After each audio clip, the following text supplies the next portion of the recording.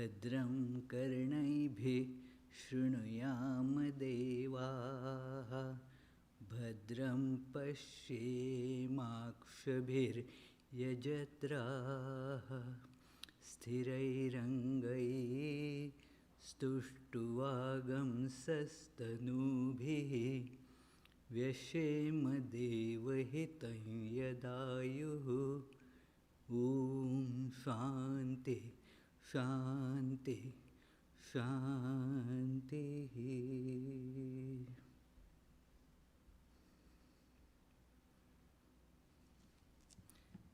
Let us now pray together.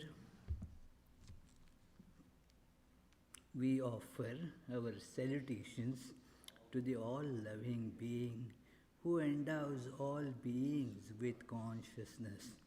We meditate on the Lord, who is the origin of the universe. Lord, thou abidest in all, thou art all, thou assumest all forms, thou art the origin and goal of all, thou art the self of all, thou art existence, knowledge and bliss. Salutations unto thee. May the world be peaceful. May the wicked become gentle. May all creatures think of mutual welfare. May their minds be occupied with what is spiritual and abiding. May our hearts be immersed in selfless love for the Lord. Peace, peace, peace be unto all. Peter, please. Opening song by Peter Tavisano.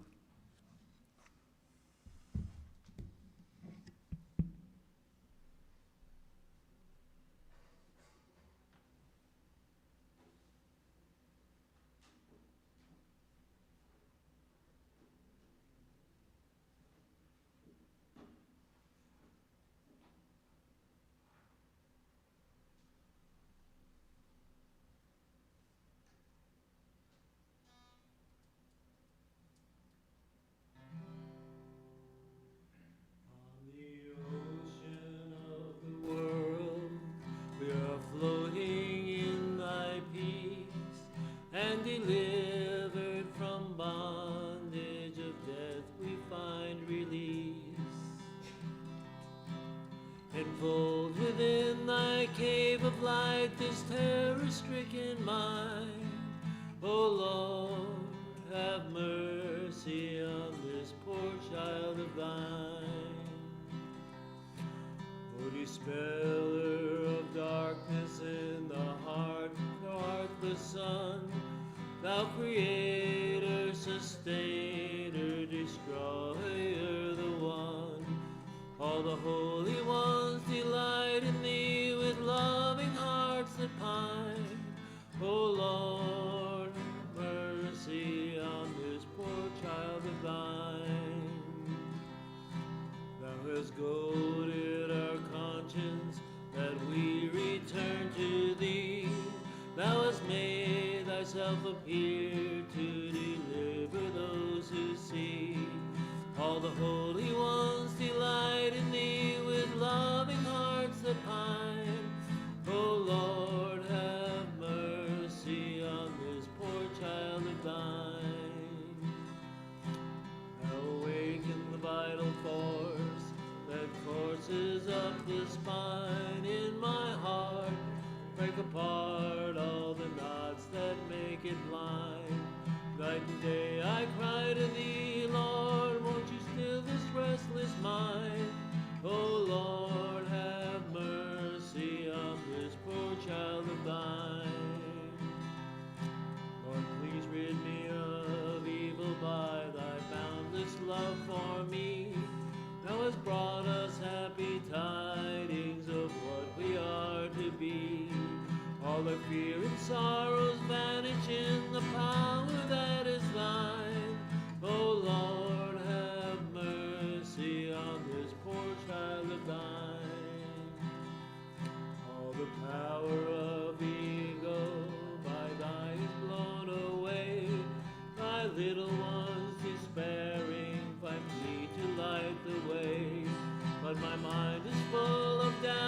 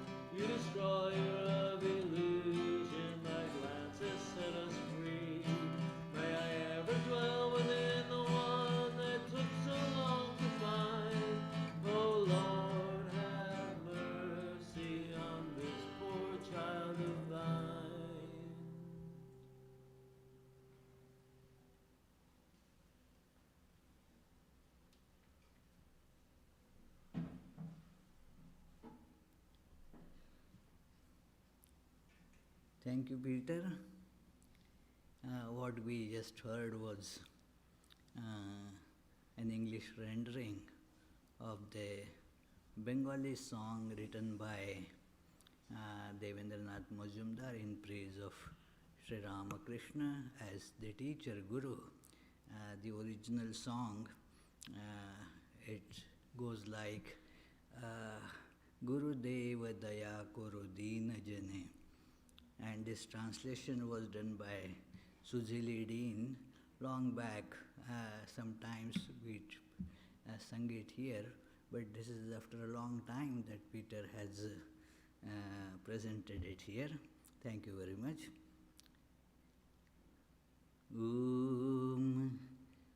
Purnamada Purnamidam Purnat Purnamudachyate Purnasya Purnamadaya Purnamevavashishyate.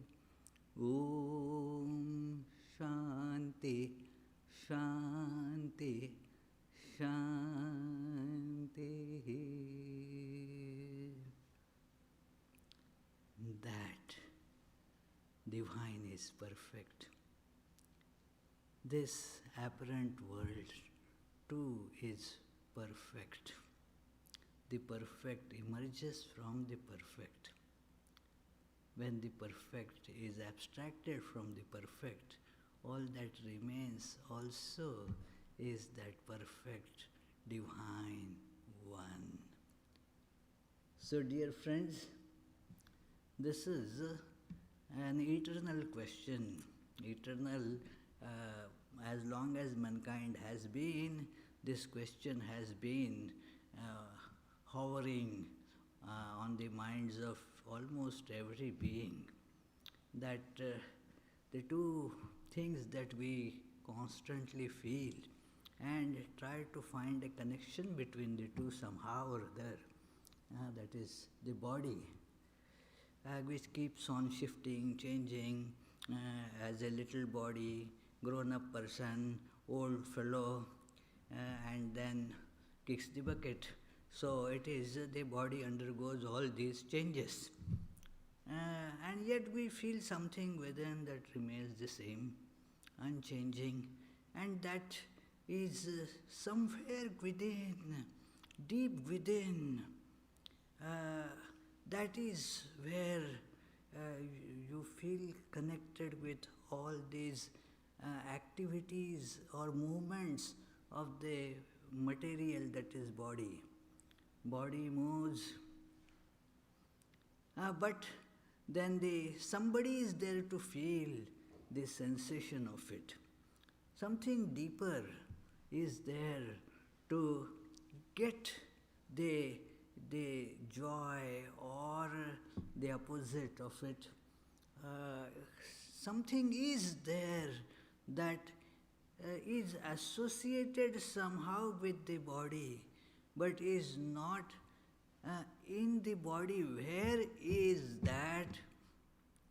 We have to explore that. Is the soul in the body? It is. Just a few days back, one of our devotees, she had come here, and then we had a discussion, and she warned me that I have to conclude this lecture saying that the soul is in the body. It is in the body. Please, whatever else you may talk in the lecture, but conclude it saying that the soul is in the body.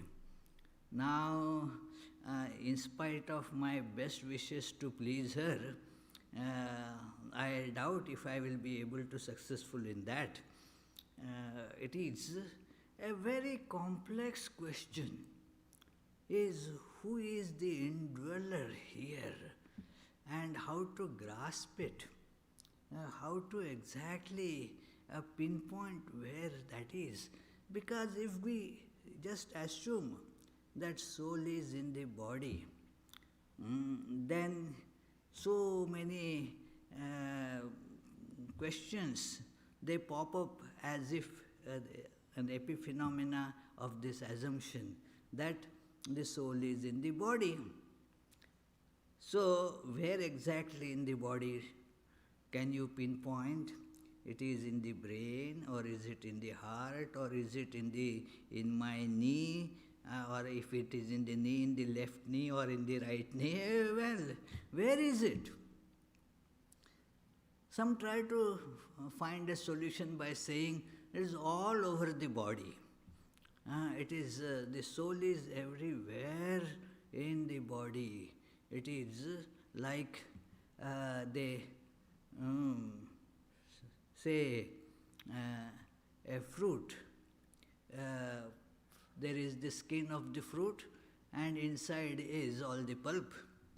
So where is the pulp? All over the fruit, inside the skin, all over it is there. So similarly, this soul is all over in the body. Now this does not really solve the question, so to say. Then the question comes, if the body changes, does the soul also change? It becomes a very important question because we feel that the soul is unchanging, remains the same throughout the changes in the world and in the body. I remain the same. I remain as I was. When it comes to soul, as a body I did change, no doubt about it. But the I that witnessed the childhood, it is also witnessing the youth, it's also witnessing the old age. All that is being witnessed by the same one conscious entity. And here comes this question about, then what is conscious? And again, my conscious, your conscious. My soul, your soul.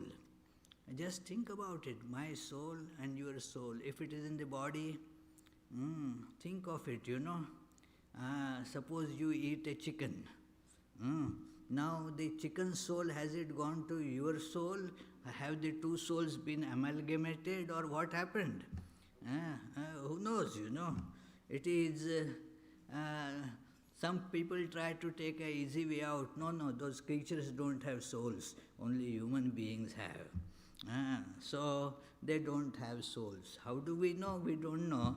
But we make an assumption that it is. And suppose then you take it in the reverse way. If a tiger devours a human being, then the person's soul, that human soul, does it get transferred to the tiger? So, a difficult question. Suppose somebody has a very nice luxuriant hair, and the soul is all over the body, so is in the hair also. Now the hair is cut, and then somebody else makes the wig of that hair. Now is the part of the soul goes to that other person with the wig? What happened? Can the soul be cut into two pieces? The soul, that part of the soul which went with the hair, and the part of the soul that remained, what happened to it? As you know, the ancient Egyptians had the idea that it is in the body, and so even after the death, they would preserve the body, keep it intact, including the ornaments and everything. Not only that, the personal attendant of that soul, that also would be sent to serve that fellow dead. So all that is buried, and a big pyramid erected over it to preserve it. So the soul, according to them, would be still inside the body. But then the body eventually is going to disintegrate. Came from the dust, unto dust it goes. Excellent. Then what happened to the soul now? A big question, an unanswered question by the empirical means. It keeps on getting defined, redefined with newer terms and so forth. For last, comparatively, this is a modern way of describing it, that it is hard problem of consciousness. That finding new term doesn't mean that it solves it, just a new name is given.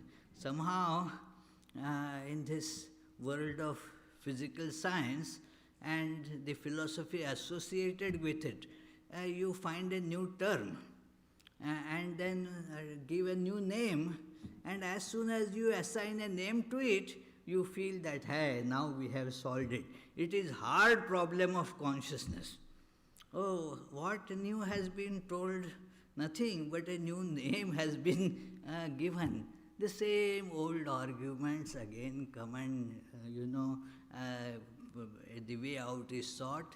But at least one understanding one gets here by that term, hard problem of consciousness, is that it is not easy to answer it. It is hard.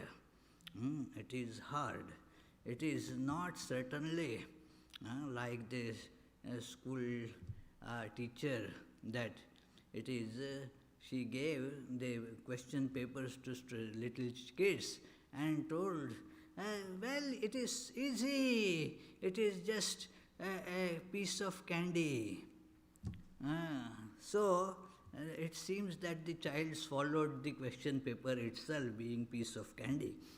It is exaggeration, but what it means is it is something that is very easy problem and something that is hard problem. Hard is because it is not definable. There are definable problems that can be addressed. Maybe not immediately it can be solved, but if you keep on working on it, at least you are clear about what the problem is, and then the solution will emerge. And in philosophy, that they get called as easy problems. That doesn't mean the solution is right on the platter in front of us, but the problem is definable. For example, that yes, how many in the world, in this on the whole earth, how many mosquitoes are there?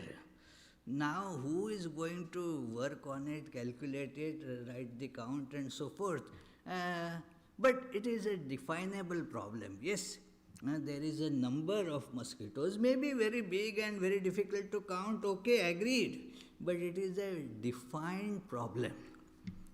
It is, how are the neural networks, they assimilate the information, connect the informations and form some kind of cognition. That neural networks can be, with some hard work, it is not hard problem, but it is a defined problem. You have to work hard, that's true, to get a picture of it. And yet, that gap remains. How can you explain the cognition on the basis of those neural network movements? So therefore, this remains as an untouched problem, untouchable problem. Therefore hard to really define how one's cognition, one's consciousness, one's awareness gets touched, connected by the so-called these physical these movements. The physicalism and this problem of consciousness, that is one way of looking at it. That okay, by simplifying the all these physical activities, then we will be able to get a connection between the two. So, there is a way, that it is in philosophy. They find out newer terms, so that there is a progress of philosophy going on, finding newer terms without finding any new content. Get the new bottle, fill the same old fine. So it is a new term, explanatory gap. That physical phenomena explainable, but then phenomena of consciousness. We become conscious. How that and this can be tied together? It is difficult because, for example, the different sensations are experienced by because of the same external input. I can give you very easy my example. I eat hot green chilies. Gives me a very joyous sensation. Wow, my mouth starts watering with that. There is this hot green chilies. So, but then somebody would be horrified that it is, I have to, you mean this is for human consumption? Oh no, it is, now physically the same input will be provided, the same nerves will be carrying the sensation, the same neural circuits may get activated, but the cognition and awareness of the two people would be entirely different. How this one can explain the other, how the one can connect other. So therefore, being undefinable, this is called hard problem of consciousness. So there is this a school in all different types of research, especially in philosophy and psychology. It is used called reductionism. Again, a term means reduce a bigger thing into smaller pieces, reduce it to smaller components, and then get those smaller components understood. So connect them, then the whole thing will get understood. That is the general idea behind this reductionism. Reduce it to components. If you look at a spacecraft fitted with a very powerful rocket. Now, just looking at it, you may not understand how it is there are, but the millions of components, you see how each component is connected, and when you get the understanding of all of them, you understand how this spacecraft works. Excellent. So they think that this hard problem of consciousness and the explanatory gap can be filled just by that. Understand all these smaller neural functions and see how they are connected. And thus, we will be able to see that how the consciousness gets generated by the neural movements.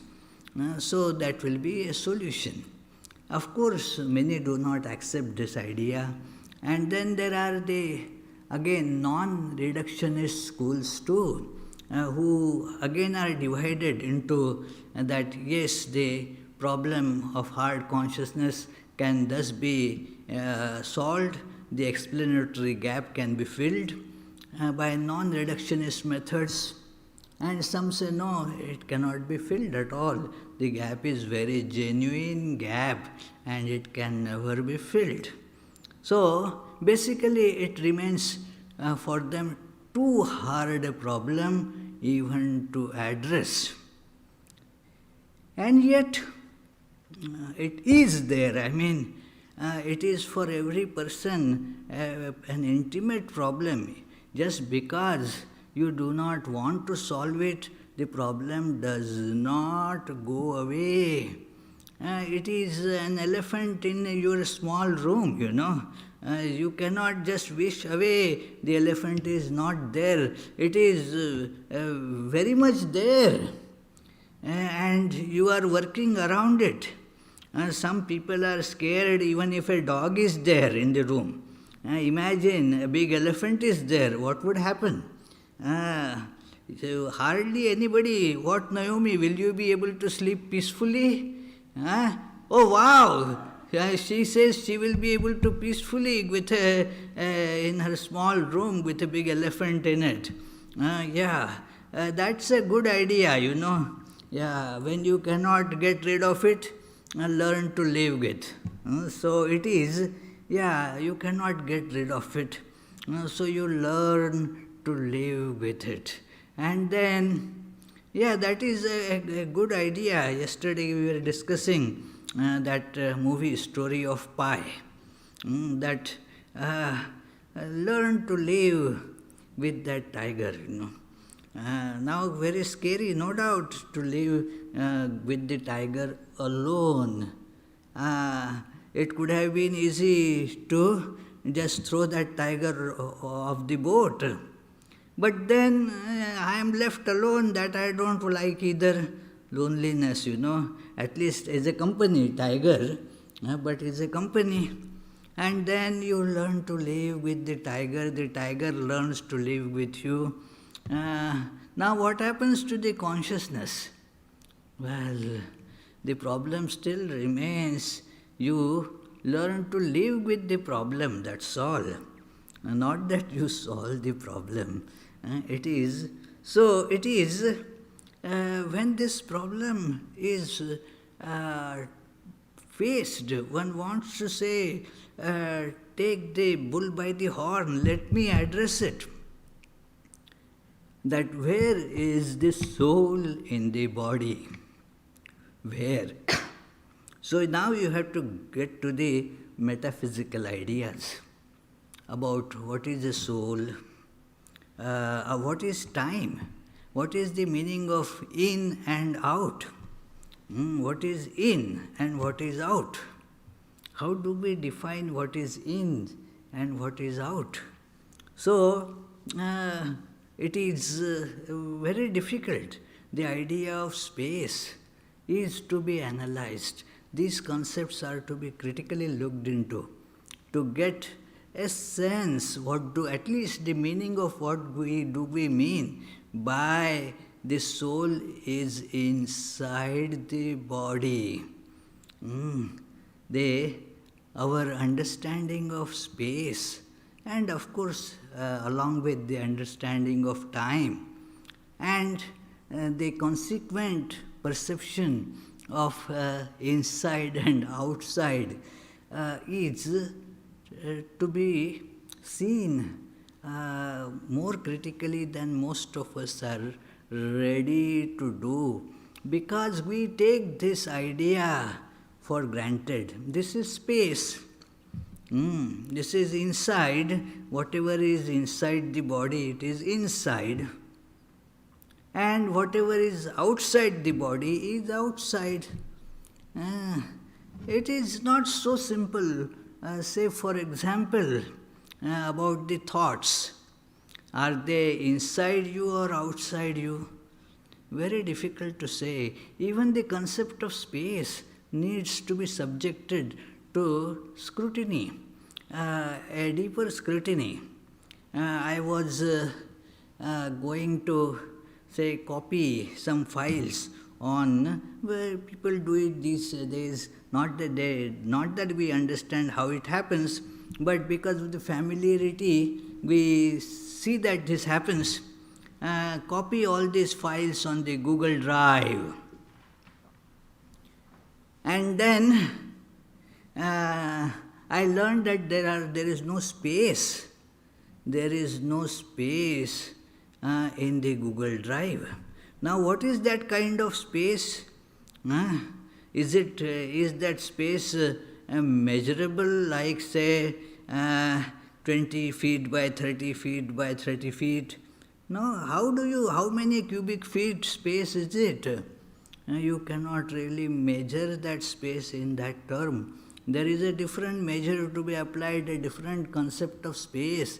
Of course, it is space, because just as you accommodate things here, and if it is, say, this hall is full to the ceiling, every bit of,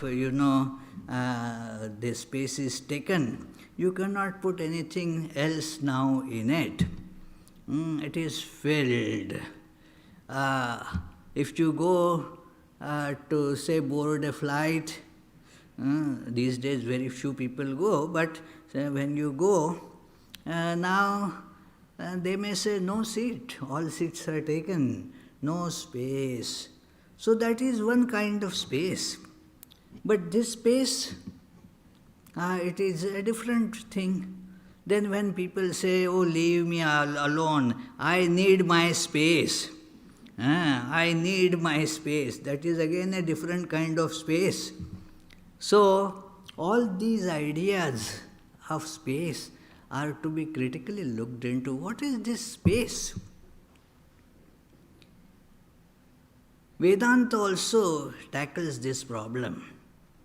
And then, because it goes very deep, and not just clinging on to physicality, the solutions lie deeper, friends. How the tree gets its nourishment where from, then okay, you have to go to the root. This is just an analogy. So what is happening in the physical world, to get an understanding of it, one has to go deeper to these ideas as to what does it mean.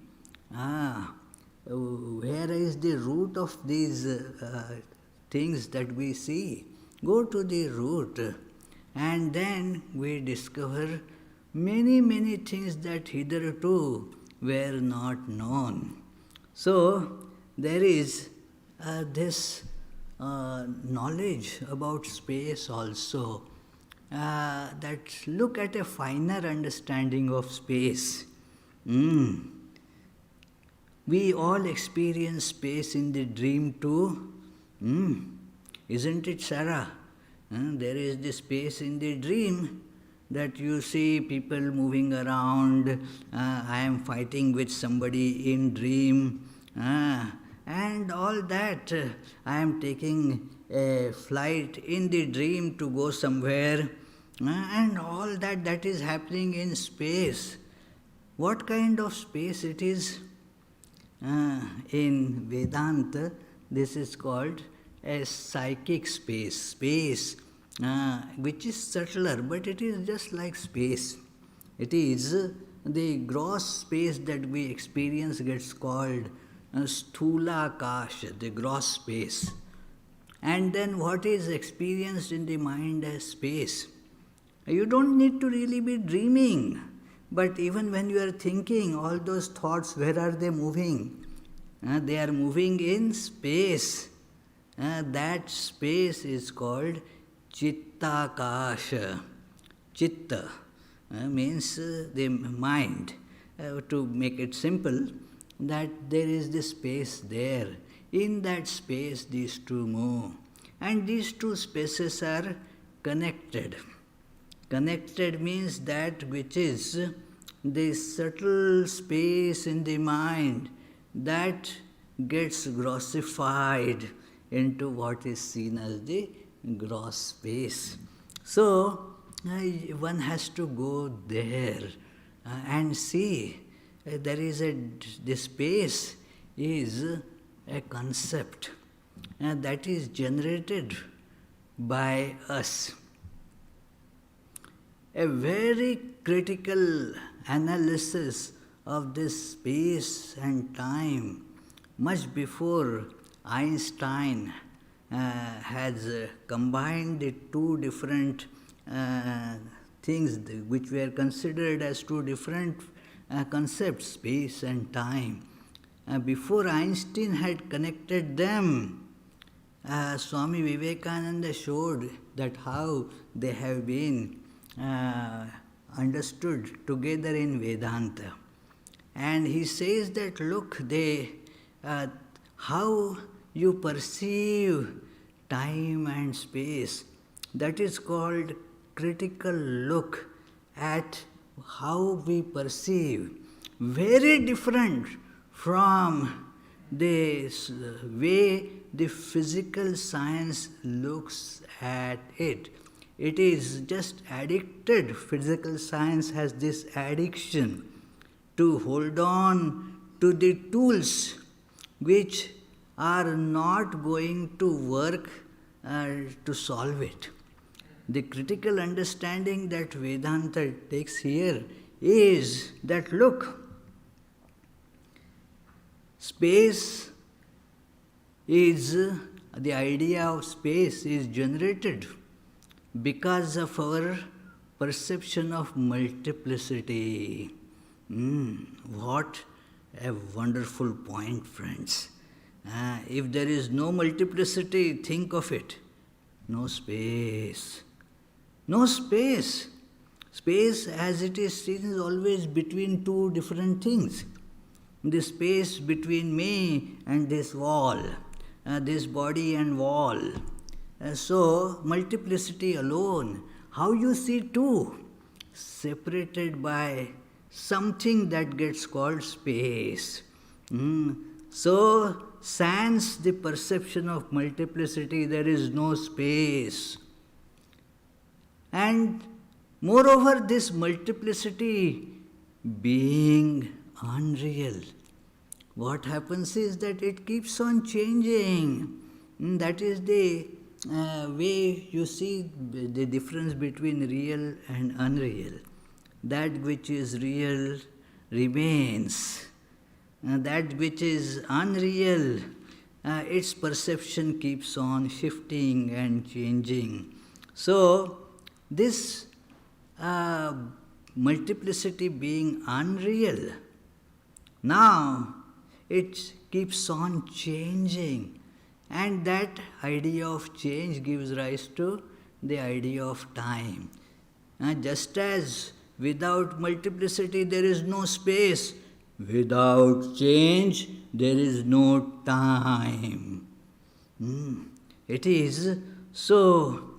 In Vedanta you see that this very idea of space and time is seen at its root, that it is, whether it is the outer gross space or the subtle chitta-akash in the mind, the subtle space, both depend heavily on the perception of multiplicity. And this problem therefore persists, not solvable. It is not just a hard problem. Vedanta says that it is an uncrackable problem. Basically, fundamentally, you cannot solve it in this way, because the problem is creeping in the solution also. Whatever tools you are using, they are not capable of touching this problem at all. And so, Vedanta says the problem is in your perception of multiplicity. And therefore you are confused as to my soul and that person's soul. My soul is good, but that my neighbor, such a cheat, soul must be evil soul. Because in the body you don't see much of it is matter. How can the body be good or evil? So but the fellow behaves like an evil fellow always. I have been staying here with him for 4 years, and what a notorious fellow he is. So there must be, since the body is all material, this souls must be different. Mine is good soul and mine is always good, That and that is an evil soul. So it is the perception of multiplicity about soul also depending on the body. But we still are aware that the body is not soul, it is something contained in it. And therefore there is the idea of that life after death.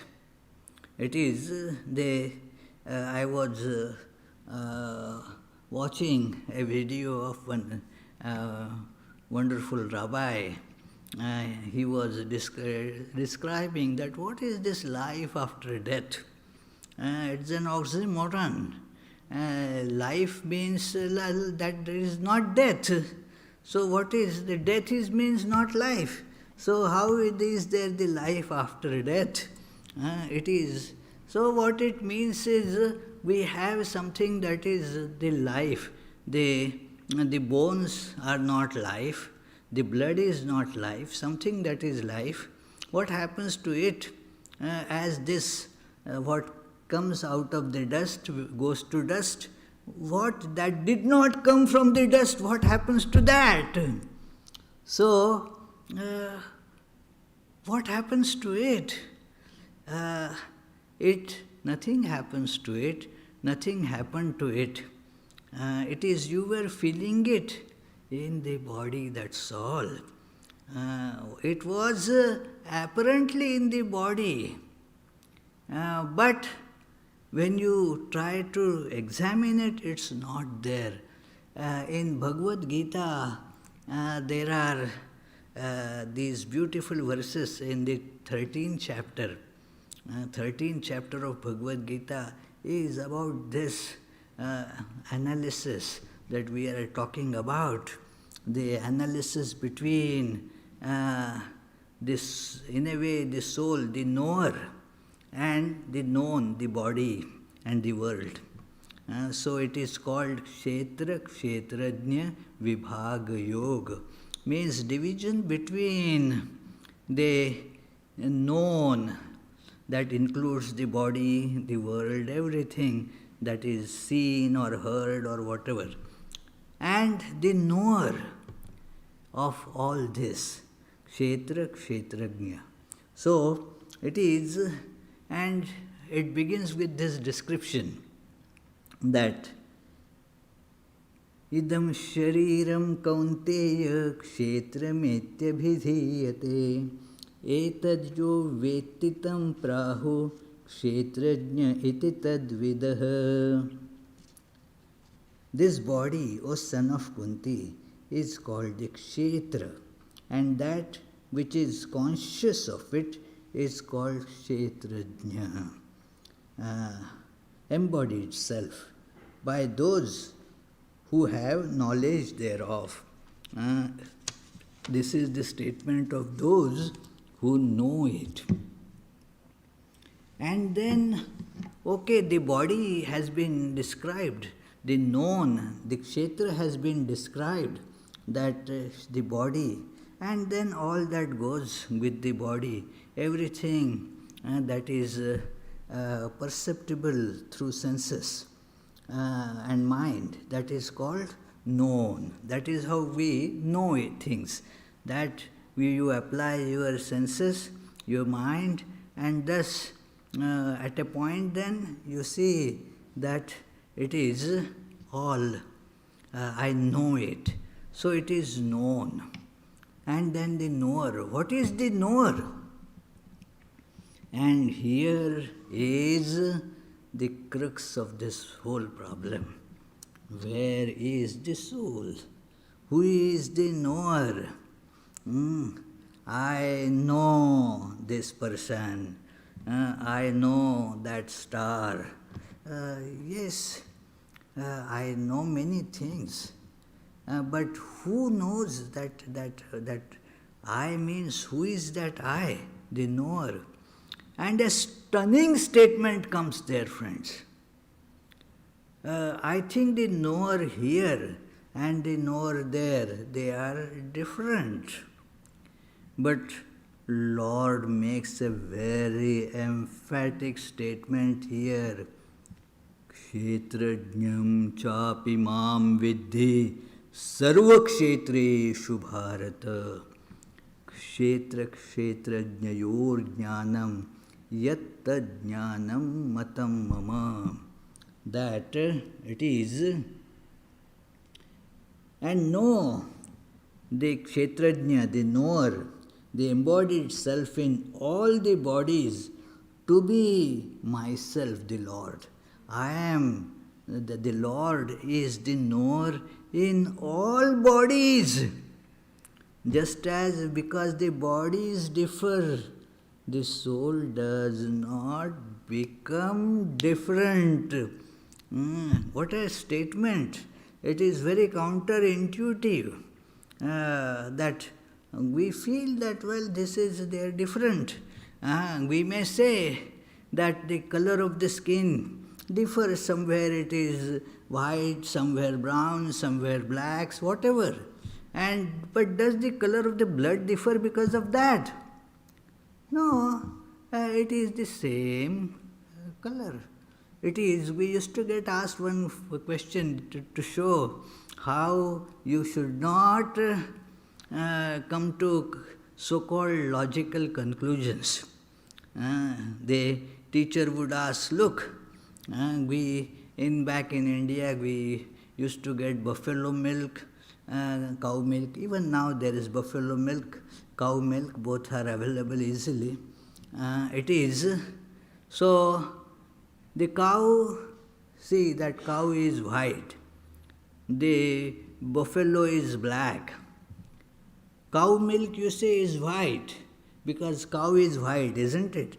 And the buffalo milk, buffalo is black. How do you expect the milk to be? And the little kids, black. Oh no! That milk also is white. They don't deduce these things logically that because this is black, the outcome also has to be black. Friends, this has been done in America not too long ago, that the testimony of a black person was rejected by a judge, saying that the fair truth cannot escape black lips. And that was considered a logical statement. It is terrible, but we go like that all because of the difference in the body. We think that the difference is in the soul also. And Vedanta just throws this idea out. No, the inner being is the same. It is no difference in them. Kshetrajñam chapi mam vidhi sarva kshetreshu bharata. And the knowledge of both, Lord says, is the true knowledge. The true knowledge has to have the knowledge of both, the knower as well as the known. And then he describes the known, that whatever is perceptible by senses, yad yadruk, yad vikari, yataschayat, that which can be pointed out as this, that which is perceptible by senses, and that keeps on shifting and changing all through. That is the nature of the known. And after describing that in a couple of verses, then describes that even the inner emotions, that is also known, because they are also, you can point out that there is the anger, there is the fear, there is the joy, there is the elation, depression, and all that. And they also are known and not the knower. Your intellect is something that is known. and that is not the knower. They are inner but objects. They are inner objects, they are not the knower. And then what is the knower? We would like Lord to clearly tell, isn't it, what is the knower? Understood, this is the known. Come on, come out with the answer, what is the knower? And Lord says, well, prerequisites are there. You want to know the knower? Let me tell you. You have to acquire these virtues. He says, amanitvam, adambhitvam, that it is up to from verse 7th in 13th chapter, verse 7th to 11th, he describes all these great qualities. I will read just the translation, that it is humility, unostentatiousness, harmlessness, forbearance, uprightness, service to the Guru, purity, steadfastness, self-control, dispassion for sense objects, and absence of egoism, seeing misery and evil in birth, death, old age, sickness, then non-attachment and non-identification with son, wife, home, etc., always being even-minded, whether good or evil befalls, unswerving devotion to me through the yoga of non-separation, resorting to solitude and aversion for company, that love for being alone, always being devoted to spiritual knowledge, perception of the aim of the knowledge of truth. All this is called the knowledge of the knower. And he qualifies it further, everything else is ignorance. Adnyanam yadatonyatha makes it very clear, no room for doubt, that practicing these virtues gives us the glimpse of the soul, the indweller not just as in one body, but indweller in every phenomena, the one that dwells in every single particle is the same one. That is the reality. In Vedanta, sometimes to explain this, a beautiful analogy is given. I had given that analogy before from this podium too, and that is, think, that thousands of suns are getting reflected in the, say, at noon time in a fountain. A fountain is throwing out so many drops of water all around. Every drop is having one sun reflected. There is the matter called water, the body of water, and then the soul is like that sun reflected there. Now please try to feel this analogy. The water is like this body, and the soul is that reflection of consciousness, the sun. Now, where is the sun? Where is that sun? Where is it? Are the different drops have different suns? No, and you don't find the sun by just breaking that drop and let me pick out the sun. No, it is the sun means you can see it when you look up. There is the sun, and there is the solution of the riddle. Then this becomes not at all a hard problem. It is hard because you are using wrong tools, that's all. By using wrong tools, you cannot solve the problem. Our Abhijit wanted to do some work and he said, well, I don't have the right tools. We have to get the right tools to solve that problem there. And therefore, here the problem of consciousness cannot be solved with these empirical philosophical arguments, reductionism or non-reductionism, or whatever names you may give. You can give it a hard problem name or soft problem name. The point is that by giving name, the problem does not get answered, does not get solved.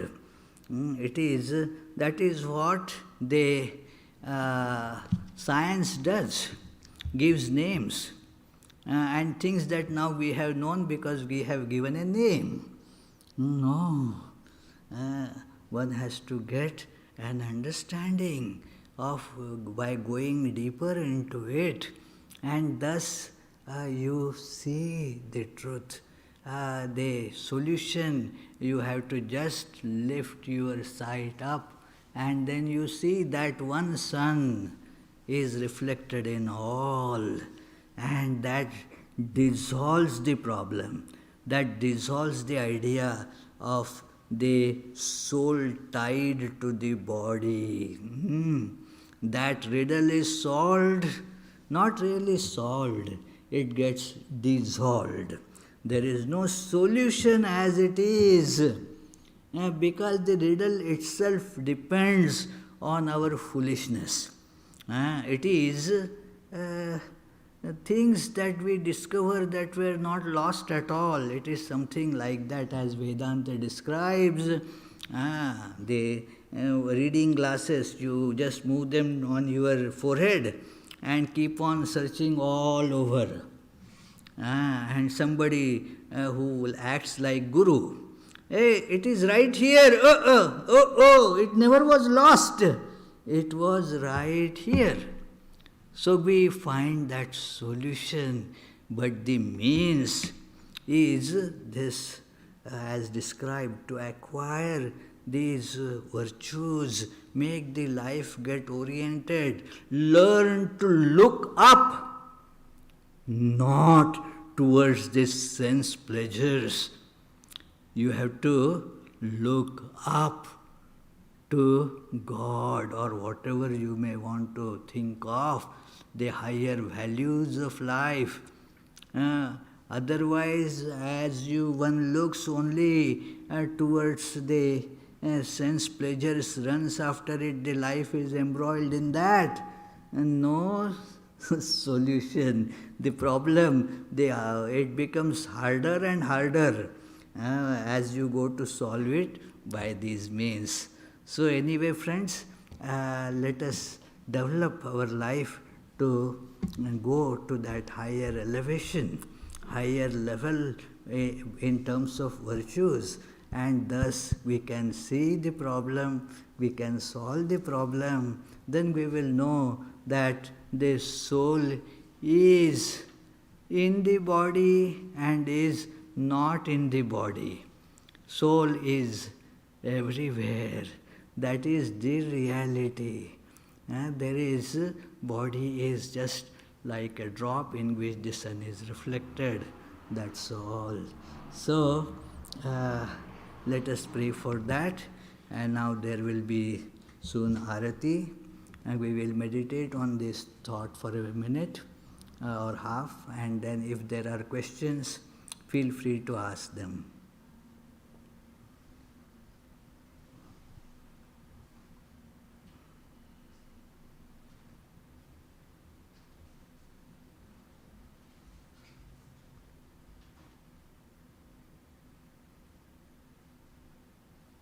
Any question? Yes, Swamiji, there are a couple of questions, web questions here. Okay. From Max Meyer, Namaste Swamiji.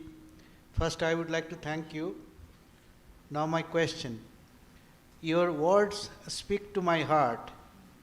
I feel a resonance there, and I know it's true what you say, but how can I think this as a superimposition? Because I am the thinker. I'm confused. This feels like Ouroboros. Yes, that is superimposition. Superimposition, therefore, is all-pervading thing. In whatever we see, there is this self alone is, and then this is the movie.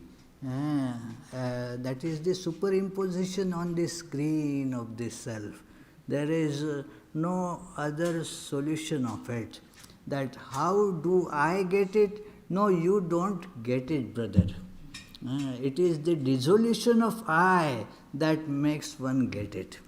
This is an important thing that therefore Sri Ramakrishna used to say that that removing this ego solves all these problems.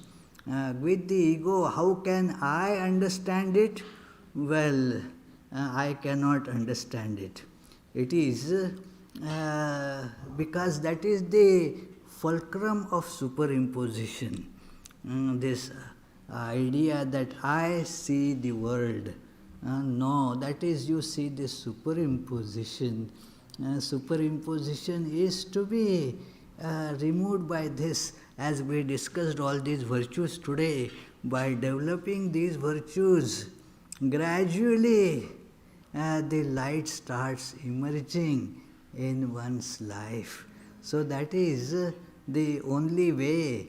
I am sorry, but I would have been able to tell you some shortcut, but unfortunately there is no shortcut for it. The second question is from Analysia. Is God another name for the soul, the knower, or the indweller? Yes. When you find it, you see that it is God. In that sense, it is another name for it. First, we say it's stuck with this perception of the phenomena in the world. We think the soul is here, God is there. And that is how most people are used to understand God. I am here on the earth and God is up there somewhere in the heaven. So let me go there in the heaven and then I will see the God. It is all very funny idea, but still people believe that after I go to heaven somewhere, and then therefore there are the grades also, 6th heaven, 7th heaven, 9th heaven, whatever it is, which heaven. And then there are the arguments as to whether there is body there or no body, you have to leave the body here. There is the story I had told that that class was going on, and then the teacher said that nobody can go to heaven with body. And then one little girl said, no, but we read that Noah went to the heaven with body. And then the teacher said, no, it's not. How do you even know that Noah is in the heaven? Well, it is, that little girl said earlier that, well, if after I die, I will go to heaven and will ask Noah that how you are in the heaven. But then the teacher said, but if Noah is in the hell, then the little girl says, then you ask him when you die. So, anyway, so therefore, it cannot be really seen as the soul till we evolve to a better understanding of soul. And then you can see that who was dwelling in the heaven is actually the indweller, the God within. The kingdom of heaven is then you find within you, as Jesus mentions, the kingdom of heaven is within you. Thank you. There's one last question, Swamiji, from here. Huh? One last question from here. There is a question, okay. From Jyoti Champanarkar. Yeah. Pranam Swamiji, in Bhagavad Gita chapter 15, verse 7, Mamai Vansho Jivo Loke. What does the word Ansha mean? Ansha, yeah. In light of today's discussion. Yeah. Very good. Mamai vansho jiva loke jiva bhutas sanatana. That conscious entity that we all feel, that is the particle of God. Ansha means a part of God. But that part is like the reflection of the sun that is seen in this droplet. That is, the Lord says, that is one of that my reflection has come here in the domain of the embodied beings. In the embodied beings, which are like those droplets, my reflection has entered there, and I see that there. You can see that in the 7th chapter of Bhagavad Gita as well, this very idea. I think, I don't remember the verse number, maybe 5 or 6. So, it is there also you will find the same idea, that the part of God means this, we feel that we have soul. That is the part of God that has entered in every being, that feeling of being alive, feeling of being conscious, and that is the reflection of God. According to the dualists' understanding, it is a part of God. But in any way, it doesn't have really fight between dualist and non-dualist. That is the divine, the consciousness that we feel is part of God. That's that, right, yeah. So, any questions here? So, let us conclude with the closing prayers after telling about the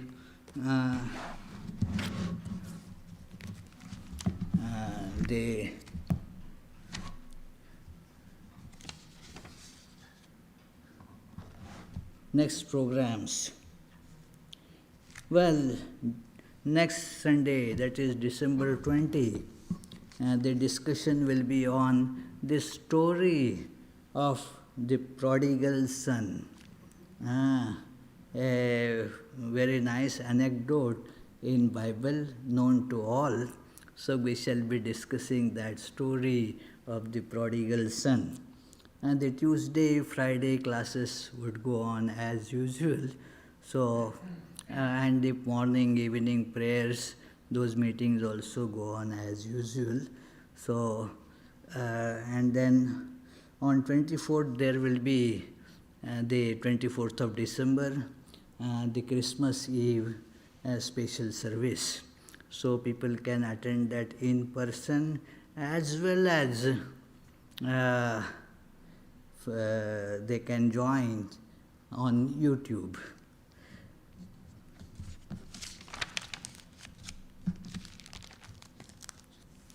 May the Divine, who is Father in heaven of the Christians, Holy One of the Jewish faith, Allah of the Muslims, Buddha of the Buddhists, Tao of the Taoists, Great Spirit of the Native Americans, Ahur Mazda of the Zoroastrians, and Brahman of the Hindus, lead us from the unreal to the real, from darkness to light, from death to immortality.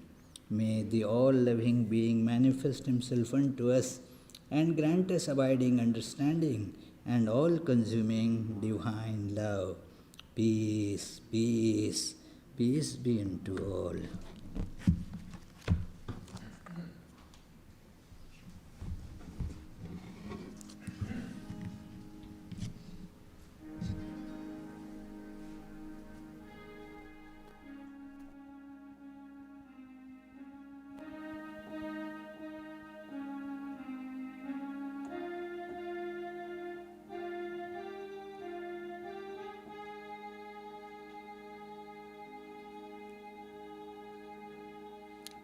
breaker of all our worldly bondage and adored by all, we adore you too. Stainless Lord, assuming human form. Stainless Lord, assuming human form. Transcendent yet filled with love. You free us from the stain of sin and ornament our world. Consciousness is a form. Your eyes always purified by knowledge. Your eyes always purified by knowledge. Looking at them, illusion is gone. Ocean of shining love and feeling, ever inebriated in your infinite love. Your feet always dear to your devotees. Your feet always dear to your devotees. Form our boat to cross this world. Revealed to us as God incarnate and the Lord of all things, helping us join with you. Your mind's always set in the divine light. Your mind's always set in the divine light. This we can see through your grace. Destroyer of our worldly sorrow and compassion, so infinite is a word. Your lives offered for the world's deliverance. Your lives offered for the world's deliverance, saving us from darkness and fear. Renouncer of all lust and lucre, therefore you were always spurning sensual life. Lord of monks, you are the best of men. Lord of monks, you are the best of men. Grant to us pure love for you. You're fearless and you're free from doubting, with your mind very firmly resolved. Causeless refuge of your devotees. Causeless refuge of your devotees. Renouncing caste and birth. Our treasure is your holy feet, which take us very soon across this puddle of life. You give love and even-sightedness. You give love and even-sightedness to remove our anguish here. Our treasure is your holy feet, which take us very soon across this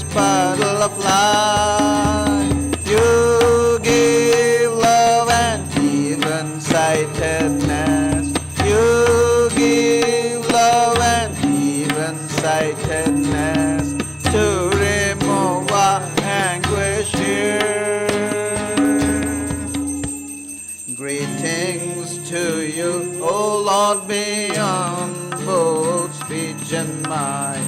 Greetings to you, O Lord, beyond both speech and mind.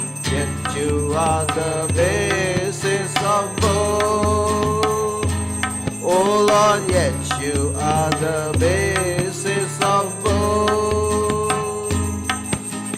Great light of all lights, blazing in the heart's cave.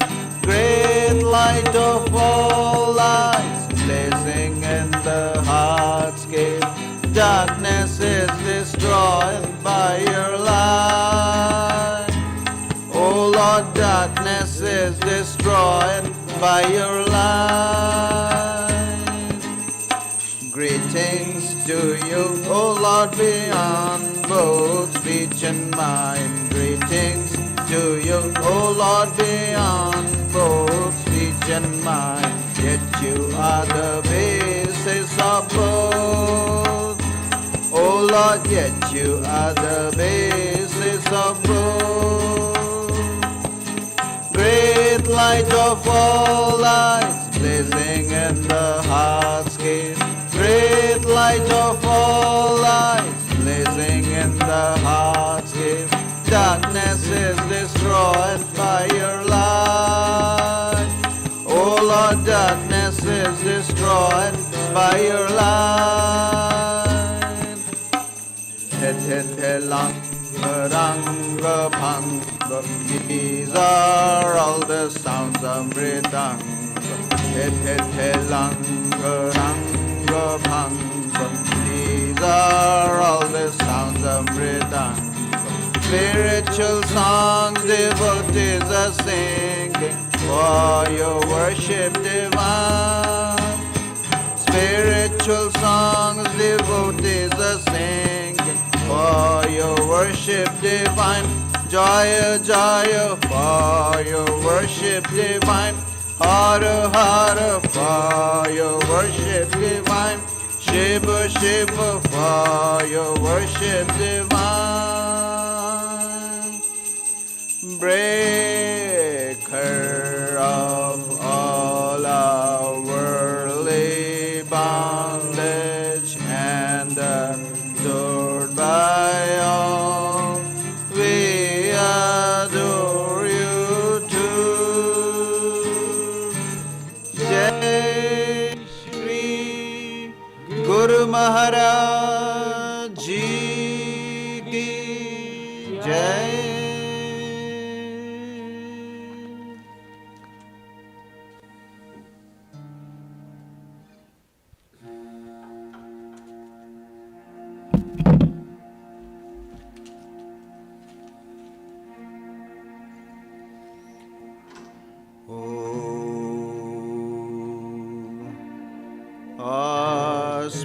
Auspicious and blessed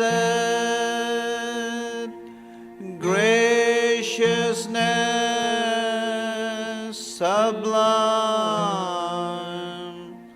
all noble lands you give to us, granting us refuge, all seeing Gauri. O Mother Divine, our love to you. Creation, preservation, dissolution are your powers, eternal one. Nature's real basis, nature's essence. O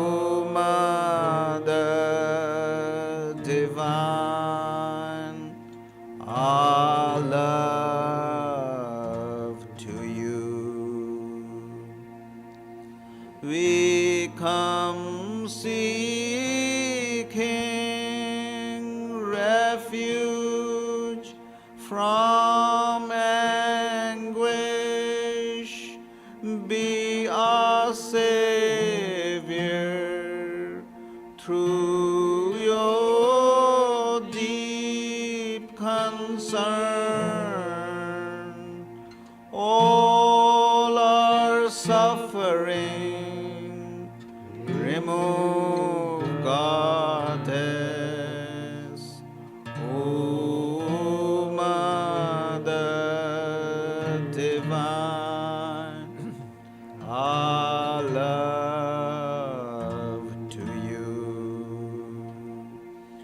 Victory, O Mother Divine, our love to you. Blessed Mother Divine, our love to you. Blessed Mother Divine, our love to you. Blessed Mother Divine, our love to you.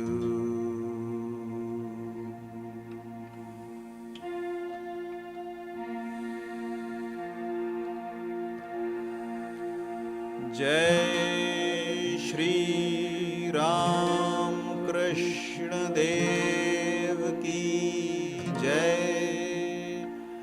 Jai Shri Sarda Devi Ki Jai. Jai Shri Swami Vivekananda Ki Jai. Jai Shri Buddha Dev Ki Jai. Jai Shri Jesus Christ Ki Jai.